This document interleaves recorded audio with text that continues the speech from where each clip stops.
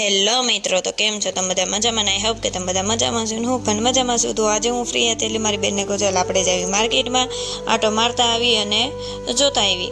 તો અમે માર્કેટમાં આવ્યા તો અહીંયા 5-10 રૂપિયાવાળું વસ્તુ મળતું હતું, પણ એમાંથી તો અમને કંઈ ધ્યાનમાં આવ્યું જ નહીં.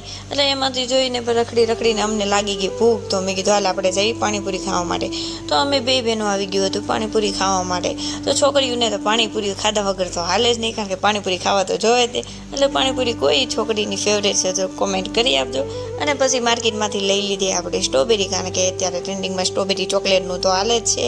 તો મેં કીધું આપણે ઘરે ડ્રીશ ટ્રાય મારવી કે કેવી બને છે એમ.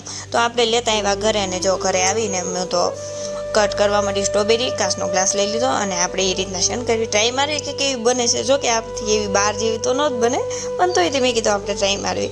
અને પછી જો મેં બનાવી નાખી બહાર જેવો સ્ટ્રોબેરી ચોકલેટ ડીશ. અને પછી ટેસ્ટ કર્યો કે કેવી લાગે છે. તો ટેસ્ટ તો સારો હતો, પણ બહાર જેવો તો ન જ આવે, પણ તો બી આમ મસ્ત આવતો હતો, મને તો ભાઈ. તો એ પછી આપણને તો ભૂખ એટલી લાગી હતી, આપણે એનાથી તો કાંઈ પેટ ભરાનું નહીં. પછી આપણે બનાવવાની હતી મેગી. તો હું લઈ આવી હતી મેગી અને બનાવી નાખી આપણે સ્પાઈસી મેગી.